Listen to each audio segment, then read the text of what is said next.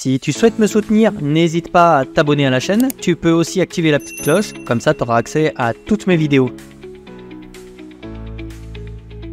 Tu peux aussi me rejoindre sur Twitter et suivre quotidiennement mes analyses techniques. Je te mets tous les liens en description. Bonjour à tous, très content de te retrouver aujourd'hui pour une nouvelle vidéo sur Bitcoin. On va commencer cette semaine par une analyse en daily et on va descendre en H4 et en H1 pour voir un petit peu plus de détails sur ce qui se passe. On va répondre à plusieurs questions. Est-ce que ce mouvement haussier là c'était un fake out? Est-ce qu'on va réintégrer de suite? Ou est-ce qu'au contraire on peut encore trouver le momentum pour venir chercher des résistances un peu plus haut? Donc on va répondre à cette question, on va aller observer tout ça, on va faire du sentiment de marché, on va analyser les patterns et les structures et on va pas perdre de temps, on va faire ça tout de suite, ok? Donc on avait évoqué cette structure là la semaine dernière et je t'avais dit qu'elle me faisait beaucoup penser à celle-ci, ok, parce que pour plus d'une raison. Déjà la structure, on avait la même pattern, ok, on le voit bien là. On avait exactement les mêmes forces aussi qui s'exerçaient sur les deux patterns. On le voit ici, on avait eu des mèches de rachat ici, on avait exactement le même momentum ici, c'est-à-dire que je vais te tracer ça avec mes outils, puis ensuite on va rentrer dans le détail. Tu vois qu'ici on avait vraiment ravalé un momentum qui était baissier. Là on a fait exactement la même chose, on a eu un momentum baissier qui a été littéralement ravalé sur quasiment les mêmes niveaux, hein, d'accord. Si tu regardes, on était vraiment sur un niveau extrêmement important ici, autour des 57 000, ok. Et puis on avait également la structure avec le deuxième creux plus haut que le précédent, donc il ne manquait plus que le cassage de neckline sur les niveaux qui étaient là. Donc là c'est exactement la même chose. Je suis rentré en long, j'ai toujours mon long, il est toujours ouvert, ok. Pour moi je pense qu'on peut venir chercher des targets un petit peu plus élevés, c'est pour ça que je vais le laisser courir. Je le clôturerai si vraiment on fake out, mais moi je pense qu'on peut aller plus haut, bien qu'on commence à avoir de la vente sur ces niveaux là. Peut-être un retracement intermédiaire avant d'aller chercher une target plus haute, ok. On va descendre maintenant dans les UT là, et tu verras, je vais appuyer mon analyse technique aussi sur ce que je vois en termes de sentiment de marché, ok. Donc là on voit vraiment ici, on avait vraiment ce triangle là, tu le vois, on voit bien parce qu'ici on est venu chercher 1, 2, 3, 4, 5 fois ce niveau là, et puis ici on voit bien que ça a poussé sur ces niveaux là. Donc on avait vraiment un triangle, et d'un point de vue chartiste et d'action de prix, on voit qu'ici il y avait clairement une volonté de venir s'extraire de cette pattern là, ok. Maintenant qu'on s'est extrait là, est-ce qu'on va ravaler ou pas? Moi je ne crois pas tout de suite. Déjà on commence à rentrer tout doucement sur achat, on y est allé là, tu vois, mais on est vite sorti. Donc je pense qu'on peut encore venir chercher au moins de la divergence au-dessus de la borne haute du récit, ok. En général on trouve des sommets, on ravale des sommets lorsqu'on commence à avoir des divergences. Et là, bien qu'on ait une divergence sur MACD, je m'attends à avoir une double divergence. Regarde ici, on a vraiment, pour l'instant, on est toujours en train on construit clairement un support sur ces niveaux-là, d'accord. En revanche, on voit MACD qui commence à perdre son momentum, ok. En revanche, tu vois qu'ici, bien qu'on soit encore sur un support et qu'on ait perdu le momentum, ici, il y a une pression acheteuse encore sur ces niveaux-là, ok. On le voit également ici. Alors en plus, on est sur du H4, on est sur des grands UT. On voit qu'ici, on est toujours sur un momentum haussier sur le RSI, ok. Donc moi, j'attends encore des divergences sur des phases un peu plus haussières, ok. Pour le moment, je pense qu'on est juste en train de construire un support. J'exclus absolument pas qu'on puisse revenir, par exemple, les petites mèches qui sont là, histoire de sortir tous ceux qui rentrent un petit peu en levier, là, qui veulent FOMO, là, par exemple, sortir un petit peu tout le monde sur ces niveaux-là. Je serais pas forcément surpris, mais pour moi, ce sera pour venir chercher un peu plus haut. On a également, si on devait retracer un petit peu, on peut peut-être venir chercher cette mèche là autour des 62 743 $. En revanche, tu sais que moi je vais plutôt te parler de target haussière parce que pour moi ce mouvement n'est pas terminé. Donc même si on a des petits mouvements de retracement, ce sera pour venir chercher des targets un petit peu plus hautes. J'exclus absolument pas le fake out, hein, mais moi j'ai toujours mon scénario qui est aussi, ok. Donc ici, pourquoi? On va le voir après, d'accord. Donc ici on a notre première résistance qui est importante, ok, autour des 66 930.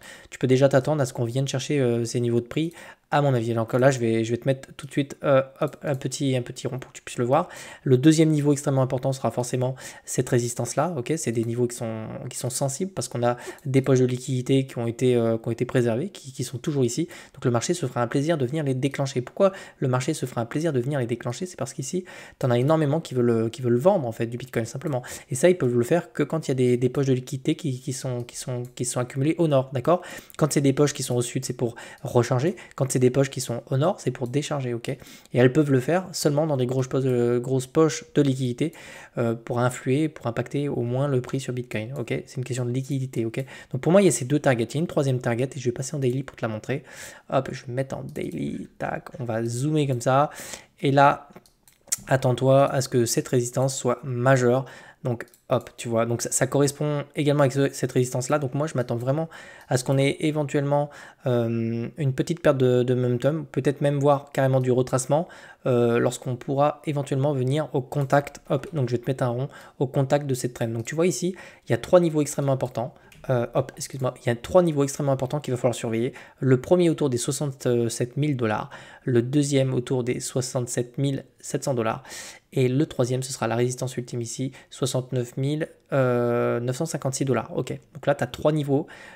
Pour moi, ce mouvement-là a été impulsif, c'est pour venir chercher des liquidités un peu plus au nord. Ok, je vais appuyer cette argumentation avec les poches de liquidité. On voit qu'ici, il y a un intérêt immense autour des 70 000 $. C'est la résistance majeure qui a été ici. Ok, donc à mon avis, moi, le marché, il a quand même bien envie d'aller la chercher parce qu'en fait, il a vraiment on a vraiment liquidé tout. Enfin, il y a vraiment eu un carton ici. Hein. On a vraiment liquidé tous les stops qu'on avait ici. Hein. Donc pour moi, le marché, il a quand même plus d'intérêt à venir là-haut. Et tu vois, le fait d'avoir eu ce momentum aussi ici me laisse penser quand même qu'on va venir chercher 70 000 $. Ou au moins une des trois résistances que je t'ai montré tout à l'heure. Ok.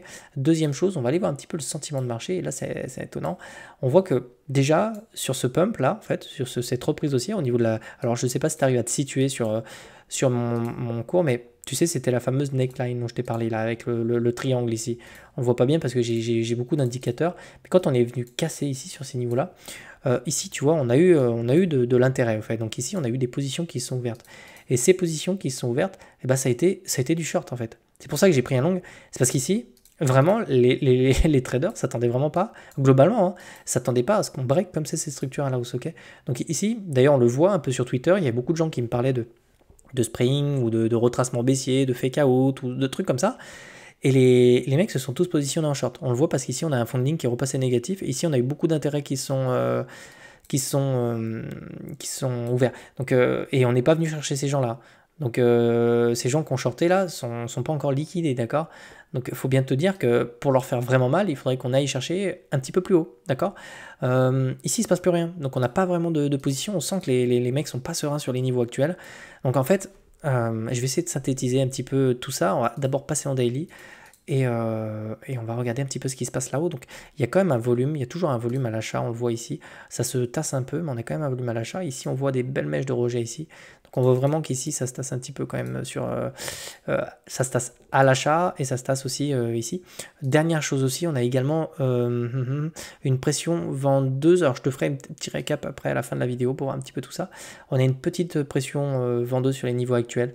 C'est toujours Grayscale qui vient nous les briser là, toujours vendre. Alors ils vendent pas des grosses portions ici comme on a pu le voir sur le dernier retracement baissier. Ils y vont petit à petit, ok, pour pas éteindre ce mouvement aussi, ok.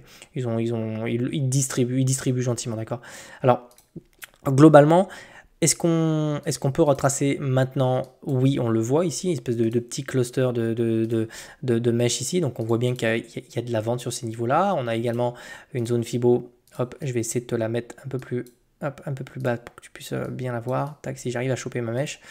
Hop, ça c'est pas évident parce que j'ai plusieurs, tu vois que j'ai plusieurs indicateurs, donc j'ai peu d'espace.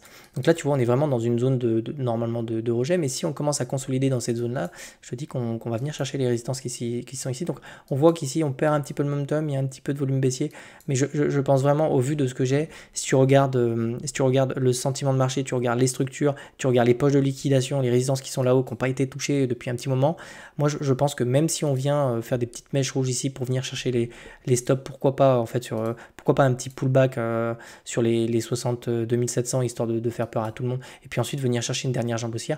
Moi c'est plutôt ce que j'ai en tête, honnêtement c'est le scénario que je vais anticiper, c'est le scénario que je vais trader en tout cas, d'accord, ok. Dernière chose et puis on va terminer la vidéo pour ça. On va regarder un peu pourquoi plutôt à la hausse plutôt qu'à la baisse. Bah, en fait si tu regardes les liquidités, ici on est venu les chercher, d'accord, ici on est venu les chercher, d'accord, ici. Et ici, on est venu les chercher. Donc, tu vois que tous les endroits qui étaient sensibles, qui étaient extrêmement importants pour le marché, ici, il n'y a plus rien. On est venu les chercher, ok. En revanche, si tu regardes l'ATH pas touché, tu vois ce que je veux dire? Ici, on n'a pas touché non plus ces zones d'intérêt là, on les a pas touchées là.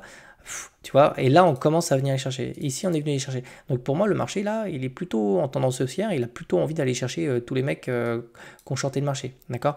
Donc tu vois, j'exclus pas qu'on puisse avoir du retracement en H4, mais sur le mouvement daily qui est en cours ici, si tu regardes un peu ce qui se passe, pour moi l'objectif c'est de venir chercher la zone de surachat ici. Ok?